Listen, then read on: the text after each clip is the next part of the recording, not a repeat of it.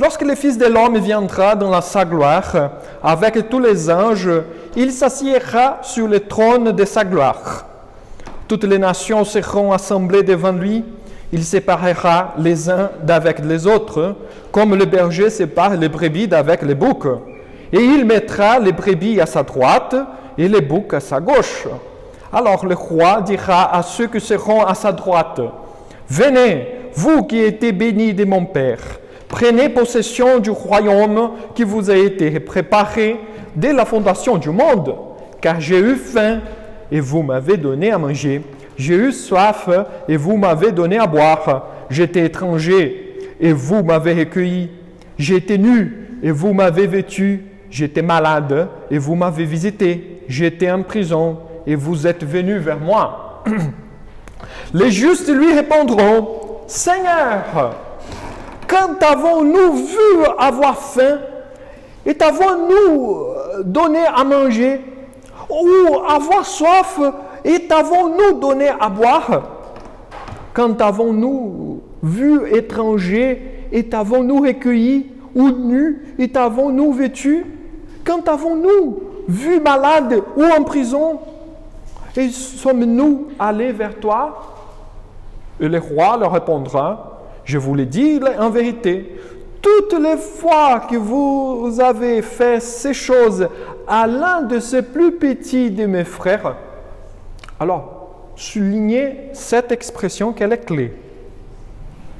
L'un de ces plus petits de mes frères, c'est à moi que vous les avez faites.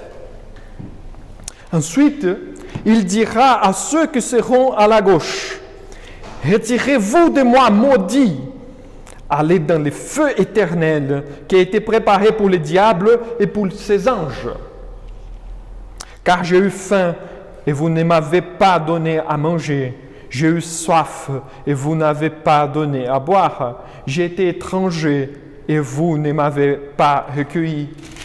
J'étais nu et vous ne m'avez pas revêtu. J'étais malade et en prison et vous ne m'avez pas visité. » Ils répondront aussi, « Seigneur, quand avons-nous vu ayant faim ou ayant soif, ou étranger, ou nu, ou malade, ou en prison, et ne t'avons-nous pas assisté? » Et il leur répondra, « Je vous le dis en vérité, toutes les fois que vous n'avez pas fait ces choses à l'un de ces plus petits, c'est à moi que vous ne les avez pas faites. Et ceux-ci iront au châtiment éternel, mais les justes à la vie éternelle. » Amen. C'est joli ce texte. Je vous invite à la prière. Seigneur notre Dieu, notre Père, nous te rendons grâce, car tu es juste dans tous tes propos. Ce n'est pas, Seigneur, que tu suis une loi, mais que toutes tes actions sont justes parce que tu es la propre justice en elle-même. Donc toutes tes actions, Seigneur, sont forcément justes. Et nous te glorifions, Seigneur, car il n'y a pas de salut, il n'y a pas d'assurance hors toi. Tu es le maître de cet univers, tu es le souverain, et nous te louons, nous te glorifions. Ainsi, Seigneur, nous te demandons humblement que ton Saint-Esprit soit avec nous. Donne-nous, Seigneur, la bonne compréhension de ce texte, afin que nous pouvons le mettre en pratique dans notre vie quotidienne, pour ta gloire seule. C'est au nom de Jésus, notre Seigneur et Sauveur, que nous prions. Amen. Amen. Alors, bien sûr que nous reprenons notre série de prédications sur les paraboles, mais je vous assure qu'il sera très court maintenant parce qu'il ne reste que celle-ci d'aujourd'hui et une en Matthieu et un Marc. Et c'est fini. Parce qu'il nous reste encore 2 paraboles simplement pour terminer toute cette série. Après, on va entamer une nouvelle série de prédications, mais c'est celle-ci, cette parabole d'aujourd'hui et la prochaine, et c'est tout. Alors aujourd'hui, la parabole, les boucs et les brebis, on connaît comme les boucs et les brebis. Alors, je voudrais vous dire une chose, qu'avant de prêcher sur les paraboles, normalement, j'ai fait une petite recherche sur Internet pour savoir les noms des paraboles, car je ne sais pas comment elles sont connues en français. Je ne sais pas du tout comment sont ces paraboles connues en français. Donc, je cherche normalement pour savoir quel est le nom.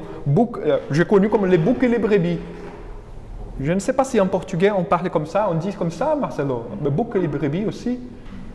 Je ne sais pas. Non, ce n'est pas comme ça. C'est un autre nom. Vous voyez qu'il y a des changements, ça change. Il y a des variations. Donc, normalement, je fais une recherche tout d'abord pour être sûr que je parle le bon nom. Évidemment, je tombe sur des prédications des pasteurs de toutes les dénominations que vous pouvez imaginer et même des curés de l'Église catholique. Parce qu'ils prêchent et maintenant, grâce à Dieu, les prédications des gens sont toutes sur Internet. Par curiosité, normalement, et je suis quelqu'un de très curieux, je lis ces prédications ou je regarde ces prédications. Un peu pour savoir qu'est-ce qu'ils sont en train de dire, ce qu'ils sont en train de dire. De temps en temps, toujours on peut apprendre quelque chose, ou je peux être éclairé sur quelques éléments du texte auxquels je n'ai pas fait attention. Donc, c'est pourquoi j'aime bien. J'écoute, je vois, je lis. Alors, bien sûr, je ne sais pas toutes les choses. Néanmoins, j'ai été étonné, mieux, stupéfié par rapport à cette parabole quand je la cherchais pour savoir comment elle s'appelle en français, et du coup, j'ai vu quelques prédications sur cette parabole. J'étais stupéfié par rapport à par l'interprétation hégémonique. Tout le monde, peu importe quelle église, s'ils sont protestants, s'ils sont évangéliques, s'ils sont catholiques, peu importe, adventistes, peu importe, tout le monde donne la même interprétation pour cette parabole ici.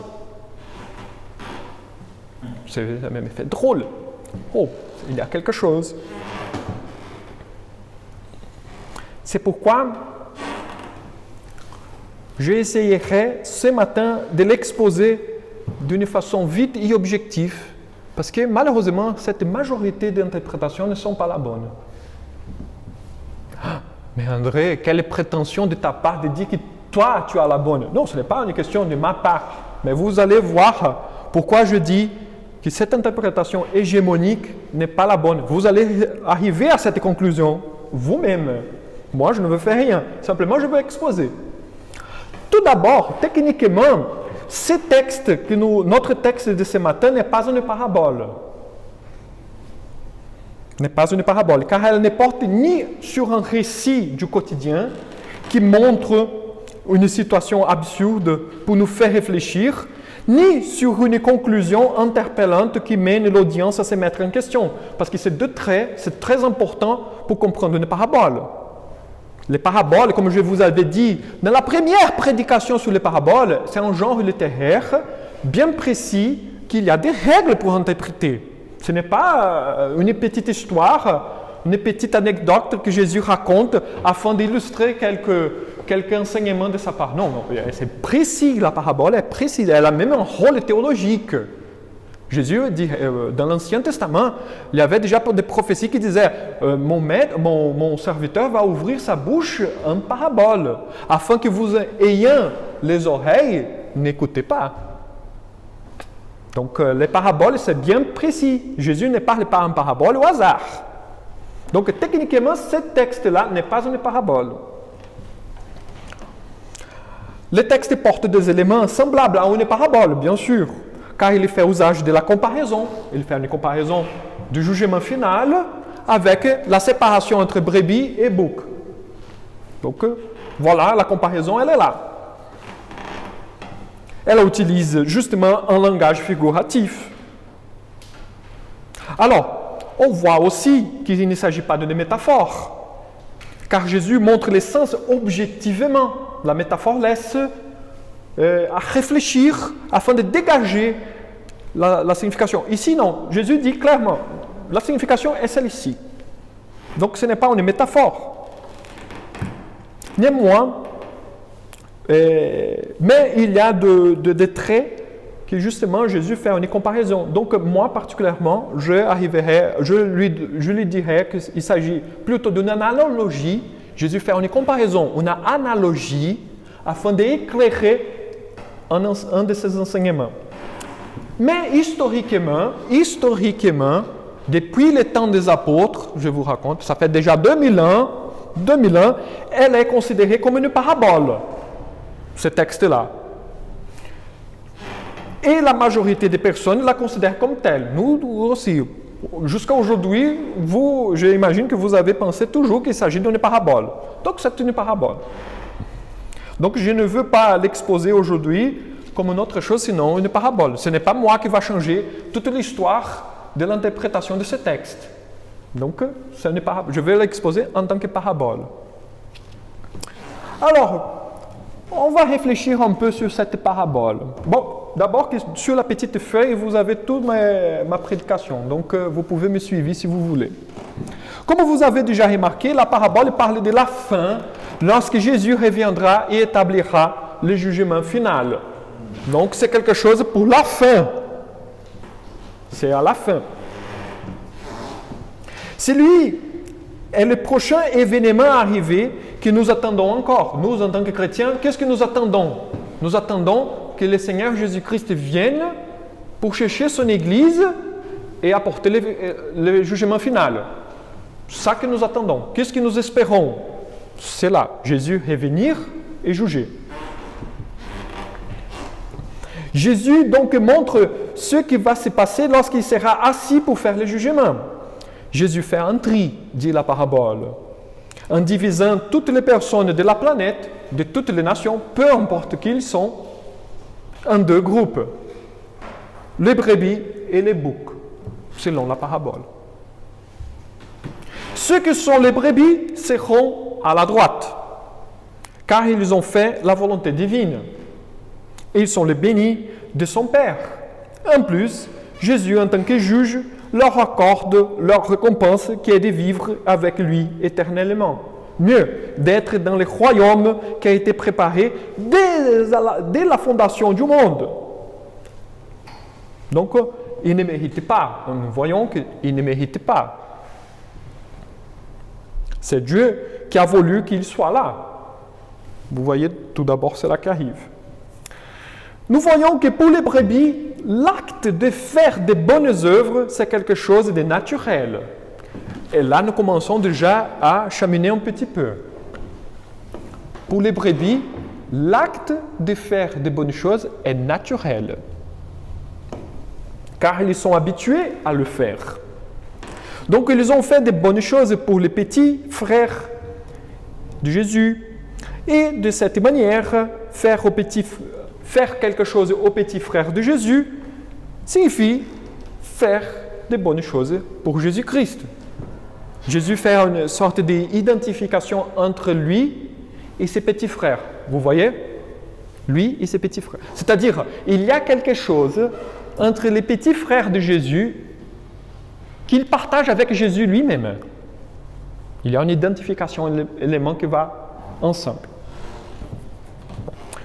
D'autre côté, Jésus met à gauche les boucs qui n'ont pas agi de la même manière.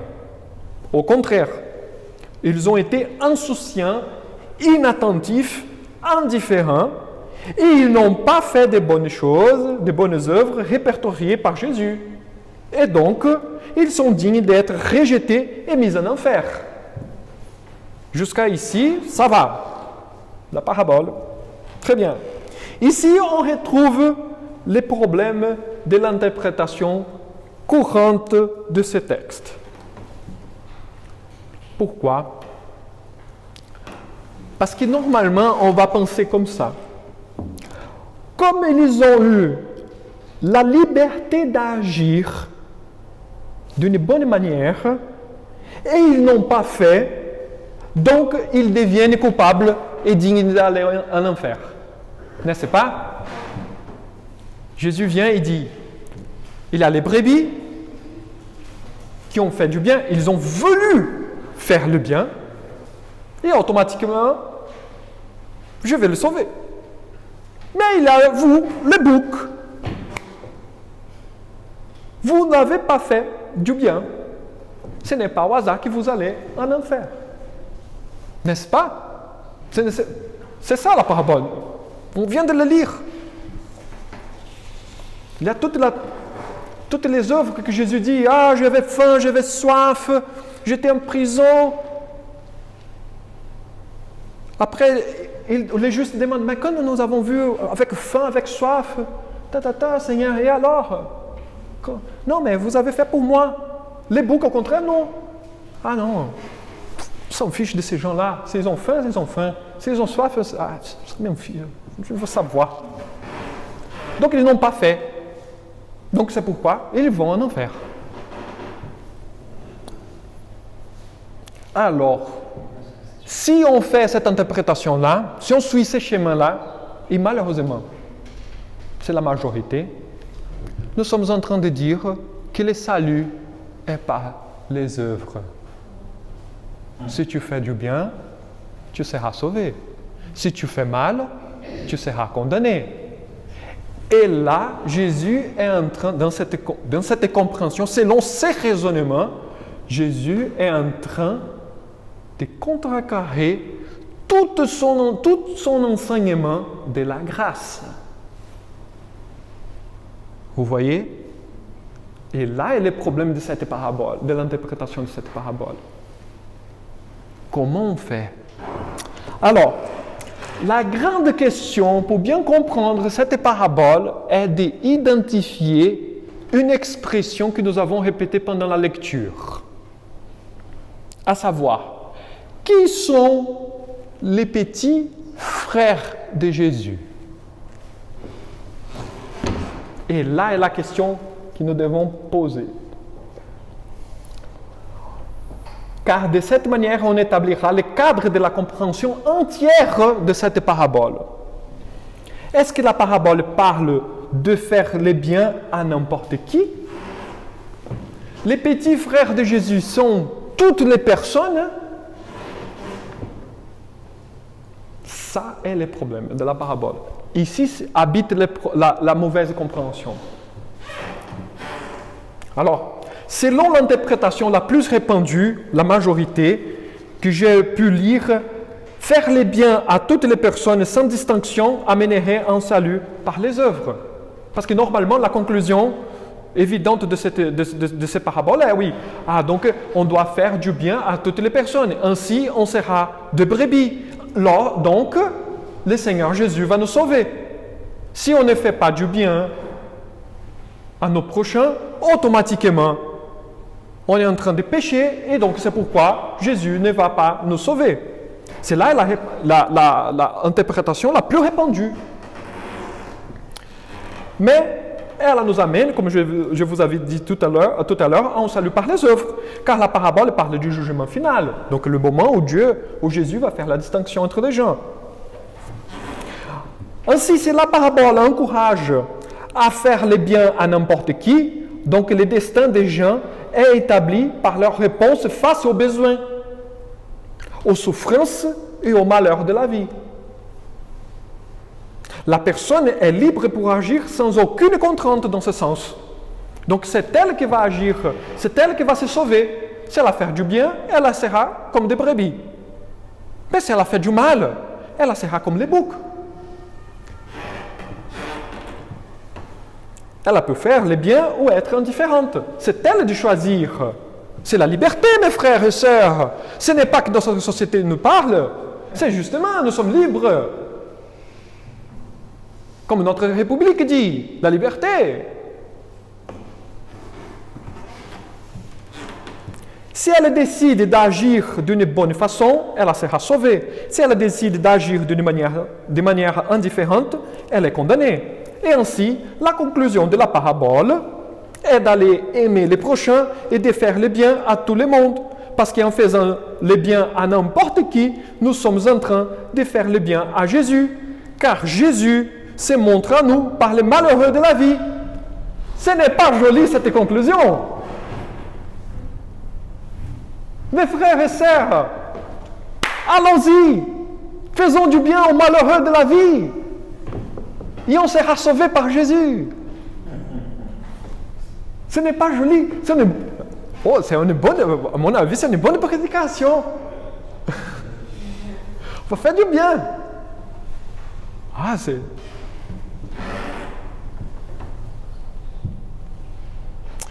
Ainsi, nous sommes touchés à faire le bien en sachant que nous le faisons à Jésus.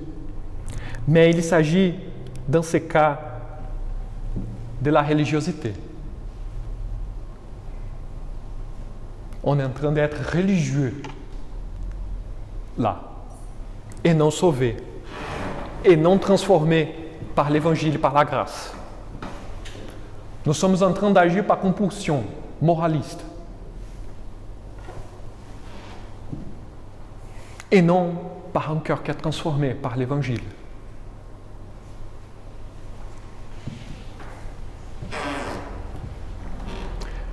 Les paraboles de Jésus interpellent les personnes par rapport à leur propre vie avec Dieu, qui à son tour rejaillira sur la vie de ceux qui l'entourent et ne nous donne pas un modèle de conduite ou un ensemble de règles de comportement. Jésus n'est pas venu pour donner, vous voyez, c'est là le cadre. Rentrez dans le cadre. Jésus n'est pas venu pour nous donner, voici les vêtements. Maintenant, vous allez vous habiller comme ça. Jésus n'est pas venu pour faire ce genre de choses. Jésus, il est complètement contraire à toute la notion de religion de l'époque ancienne comme de notre époque. Que vous devez faire ceci, vous devez faire cela. Les paraboles de Jésus ont eu toujours le rôle d'interpeller les gens pour savoir pourquoi vous agissez de cette manière.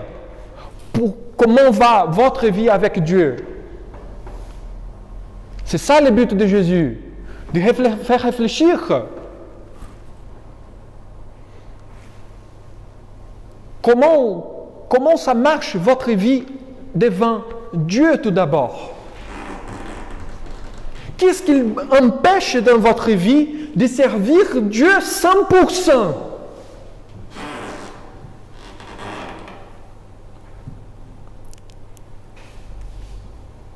Jésus n'est pas un gourou, mes frères et sœurs. Jésus n'est pas un gourou qui va nous dire « vous faites ceci, vous faites cela ». La Bible n'est pas un recueil de bons conseils pour dire « dans telle situation, vous devez agir de cette manière ». Ce n'est pas le but ni de Jésus ni de la parole de Dieu. Jésus il ne nous prend pas comme des fous, hein? Jésus ne prend pas comme des gens intelligents. Jésus est notre sauveur. Il est venu nous libérer des chaînes du péché et du mal qui se révèlent par notre vie centrée en nous-mêmes et non en Dieu. Donc ce n'est pas faire ceci et faire cela qui va nous amener au paradis. C'est avoir une vie avec Dieu, de fidélité à Dieu, d'être sauvé par Dieu. Comment je peux avoir cette vie avec Dieu? Par la mort et la résurrection de Jésus-Christ. Car il n'y a pas d'autre chemin sinon Jésus-Christ.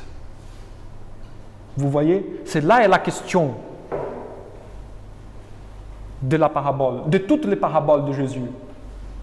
Comment vous avez une relation avec Dieu? Je n'ai pas de relation avec Dieu. Donc vous ratez la cible. C'est là les conclusions des paraboles de Jésus. Mais Seigneur, j'aimerais bien avoir une relation avec Dieu. Comment je peux le faire? Venez à moi. Débarrassez-vous de vos jougs. Prenez mon joug qu'il est léger, soit légère. Il faut faire confiance en moi seul.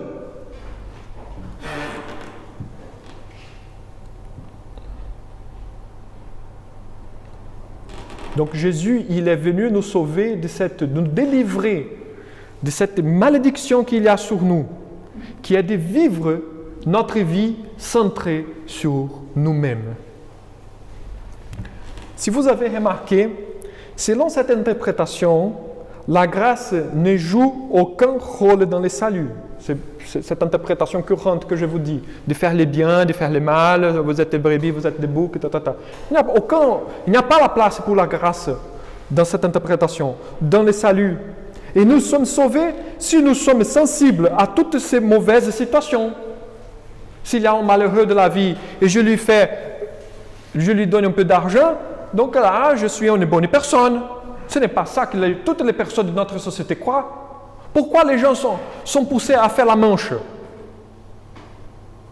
Pourquoi on donne de l'argent pour les gens qui sont à la rue? Parce que nous sommes de bonnes personnes, hein?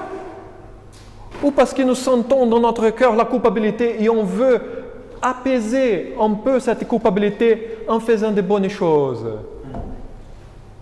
Religion, religion, religion sans arrêt. Il n'y a pas la grâce. Vous voyez, toutes les personnes du monde passent exactement par là. Et vous voyez une autre chose, en plus, il n'y a pas de différence entre les chrétiens et les non-chrétiens. Car les deux peuvent faire du bien à l'autrui. Il n'y a pas de non-chrétien qui fait de bonnes choses. De la même manière qu'il n'y a pas de chrétien qui ne fait rien. Il y a des chrétiens qu'il serait mieux d'être appelés des crétins. Et par contre, il y a des non-chrétiens qui mènent une vie plus exemplaire que des chrétiens. Si la compréhension de la parabole est axée, fondée sur le fait que je fais quelque chose de bon à Jésus ou fais des choses mauvaises à Jésus, automatiquement, il n'y a pas de différence entre ceux qui croient vraiment en Jésus et ceux qui ne croient pas en Jésus.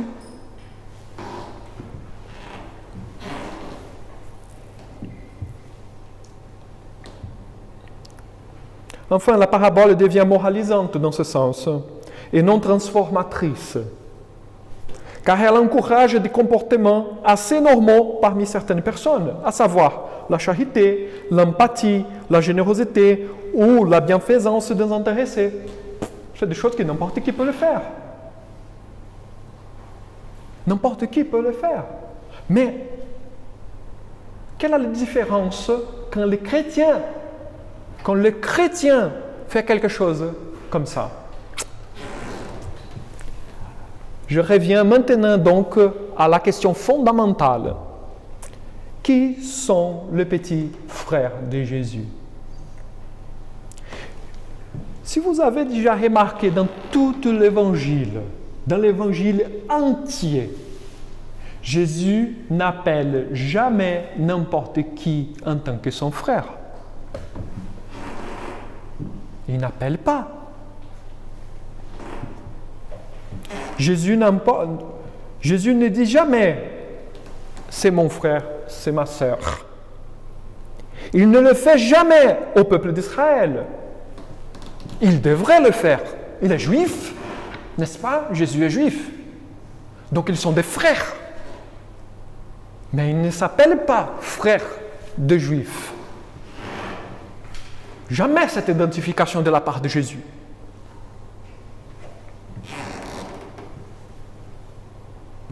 Il n'est jamais dit, par exemple, mes frères israélites, quand Jésus adresse une prédication à eux.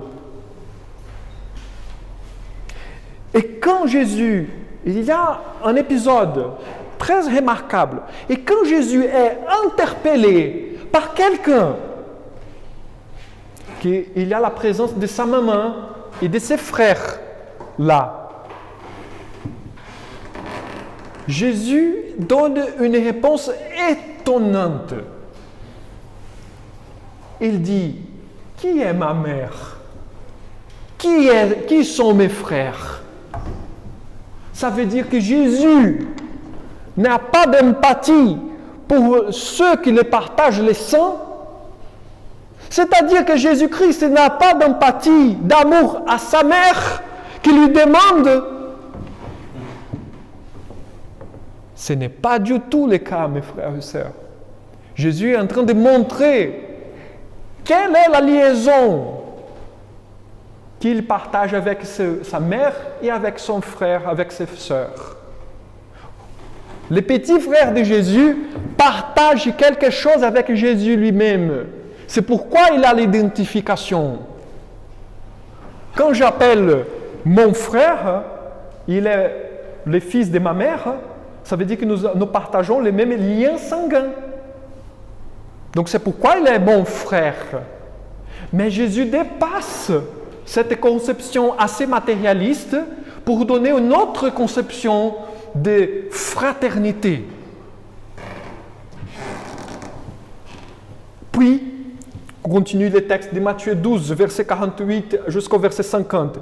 Puis, étendant la main sur ses disciples, il dit, « Voici ma mère et mes frères. Car quiconque fait la volonté de mon Père qui est dans les cieux, celui-là est mon frère, est ma sœur, est ma mère, est mon père, est tout. » Quelle est la liaison entre les petits frères de Jésus et Jésus? Le fait de servir Dieu au-dessus de toutes les choses.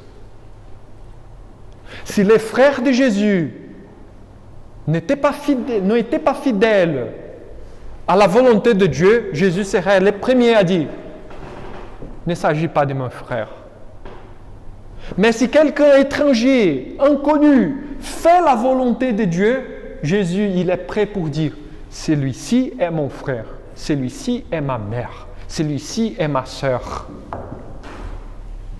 Même si nous n'avons pas les mêmes sangs, mais nous avons une chose en commun. Nous servons Dieu. Nous voulons être fidèles à Dieu. C'est pourquoi, mes frères et sœurs, je vous dis, je répète de temps en temps, je répète la même chose, pour vous dire, nos liens ici dans l'Église, ils sont plus forts que nos liens avec nos familles des saints, de chair. Vous savez pourquoi? Parce que nous tous, on va mourir. Nous allons tous mourir, nous allons tous périr. Mais ceux qui font la volonté de Dieu, ceux qui sont sauvés par la foi, nous allons tous nous rencontrer au ciel avec Christ pour l'éternité. Donc nos relations ici, maintenant,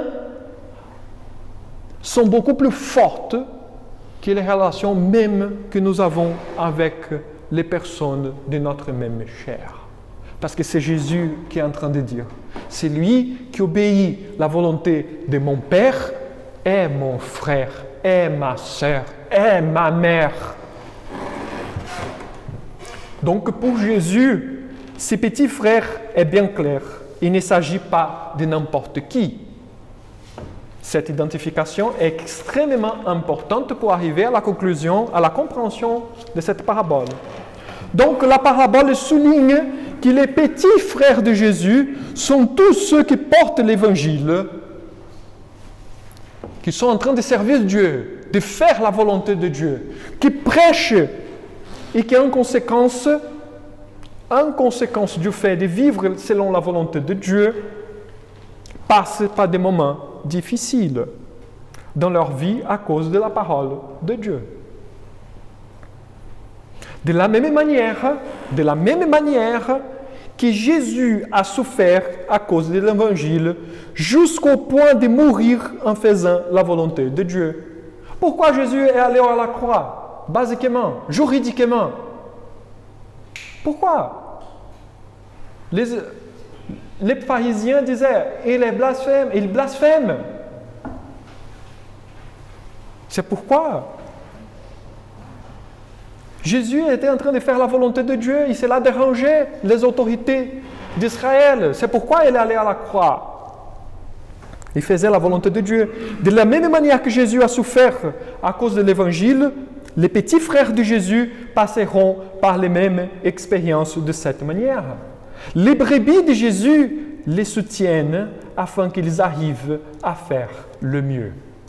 Et là vient un texte très important de Luc que j'aime bien, parce que les gens aujourd'hui on parle beaucoup du rôle des femmes dans la société. On parle beaucoup du rôle des femmes. Ah, les femmes sont méprisées. Et le christianisme est une des forces les plus importantes pour le mépris des femmes. Parce que le christianisme, il est patriarcal, donc le christianisme, il opprime les femmes. Mais je voudrais vous rappeler d'un texte ici de Luc chapitre 8, du verset 1 jusqu'au verset 3, pour que vous voyez les rôles essentiels des femmes dans les ministères de Jésus-Christ.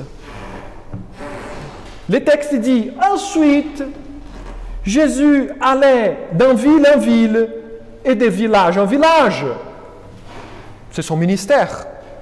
En prêchant et en annonçant la bonne nouvelle du royaume de Dieu.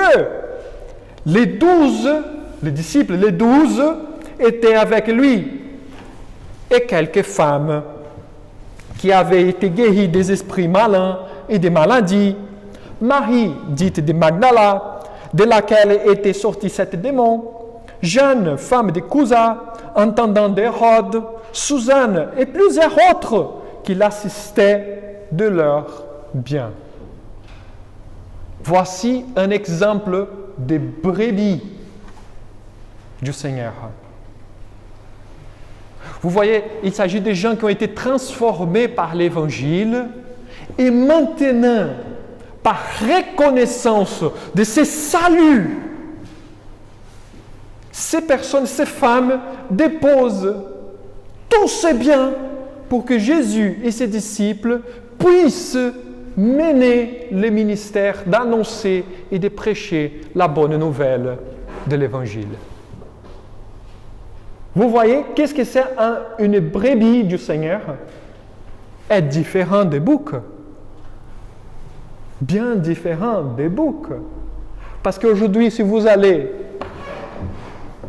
hors de l'église,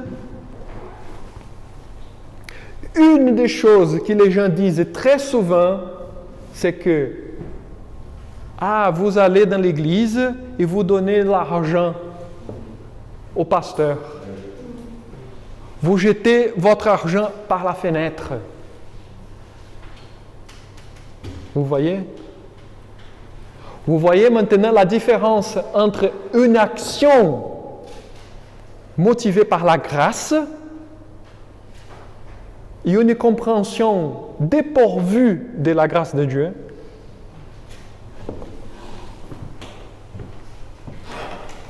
La parabole, mes frères et sœurs, de cette manière, nous parle de la responsabilité que l'Église a de soutenir ses missionnaires, soutenir ses ministres, soutenir tous ceux qui prêchent la parole, tous ceux qui se lancent pour faire la volonté de Dieu effectivement dans ce monde. Parce que ces gens-là qui se lancent à faire la volonté de Dieu effectivement auront faim, auront soif, ils vont aller en prison, ils seront chassés, ils seront nus, ils vont passer par des moments difficiles dans leur vie, ils seront persécutés. Et quand ces gens passeraient pour ces moments-là, c'est nous, en tant qu'Église, de les soutenir. Comme le cas de Pierre dans les Actes des Apôtres. Il était en prison. Et qu'est-ce que l'Église faisait? Priait pour lui. Était des genoux devant Dieu en priant que Dieu libère Pierre de cette prison.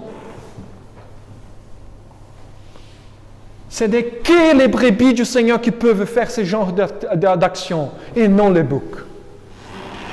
Voici la différence entre les brebis et les boucs. Ce n'est pas faire le bien pour n'importe qui, mais soutenir les ministères dans l'Église afin que la parole de Dieu se répande dans le monde entier.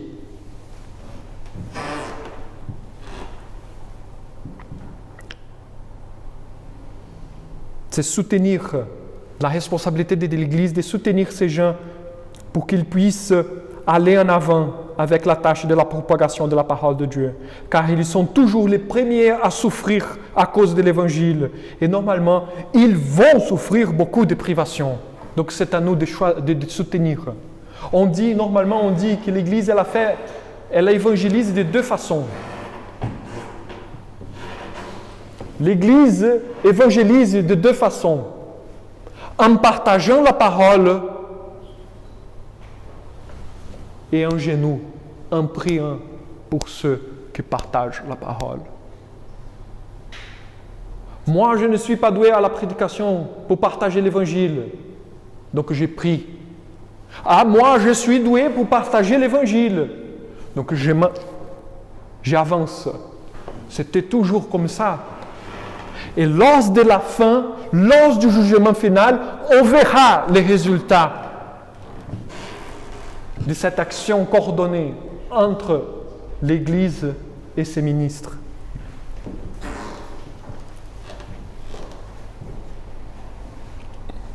C'est naturel pour les brebis, mes frères et sœurs.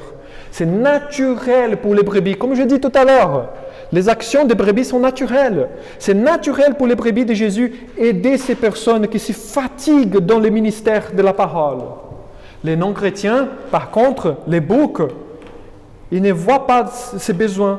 Et ainsi, ils n'arrivent pas à reconnaître Jésus dans les besoins les plus fondamentaux de quelqu'un, à savoir d'être réconcilié avec Dieu par l'Évangile. Voici la différence entre les brebis et les boucs. Nous sommes des brebis du Seigneur, mes frères et sœurs. Lorsque nous prenons entre nos mains notre responsabilité de soutenir ces ministères de la parole de Dieu, parce que les personnes sont sauvées non par de bonnes œuvres, les personnes sont sauvées par la beauté, par la puissance de l'Évangile qui est prêché. La foi vient par entendre et entendre de la parole. Vous voyez? Afin de conclure, parce que j'imagine que je dépasse déjà énormément mon temps, la parabole ne parle pas d'aider n'importe qui.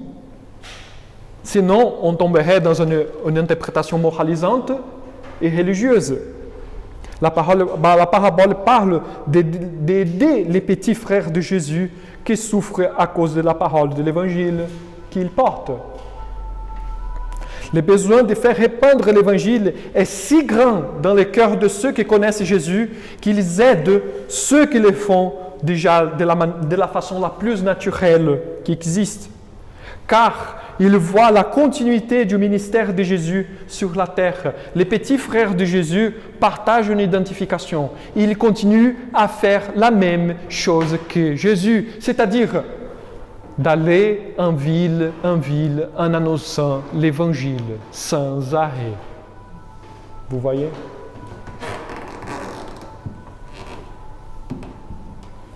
Ils vont même penser qu'il s'agit d'un gaspillage de ressources d'aider quelqu'un. Les boucs, par contre, vont penser même qu'il s'agit d'un gaspillage de ressources d'aider quelqu'un qui ne fait que prêcher. Ainsi, la parabole laisse à nous à la réflexion sur les priorités de notre cœur. Là, c'est une question difficile. Est-ce que nous sommes généreux avec ceux qui portent l'Évangile ou nous sommes négligents et préférons mettre notre argent dans d'autres choses? Est-ce que nous sommes plus généreux avec notre temps, avec les choses de ce monde ou avec les affaires de l'Église? Est-ce que nos énergies, nous préférons dépenser nos énergies plutôt dans les activités de ce monde ou nous préférons dépenser nos énergies, notre force dans l'avancement du royaume de Christ? C'est là la réflexion que la parabole nous montre. Les brebis, Jésus est en train de dire, les brebis vont toujours agir naturellement de cette manière. Les boucs vont agir naturellement de cette manière. Et vous? Êtes-vous où vous êtes? Où vous êtes par rapport au plan de Dieu? Je vous invite à la prière. Notre Dieu, notre Père, merci Seigneur, car ta parole, Seigneur, elle est une épée qui tranche, Seigneur, notre cœur, qui nous perce le cœur afin de t'aimer davantage. Car nous voyons, Seigneur, que tu n'as pas épargné ta richesse en nous donnant Jésus-Christ pour nous sauver de nos péchés. Notre Dieu, notre Père, nous te demandons humblement que tu sois avec nous et donne-nous la force pour continuer dans ton chemin. Que nous soyons, Seigneur, à chaque pas plus semblables à tes brebis. Car notre plaisir, Seigneur, est de faire ton royaume avancer. C'est au nom de Jésus, notre Seigneur et Sauveur, que nous prions. Amen.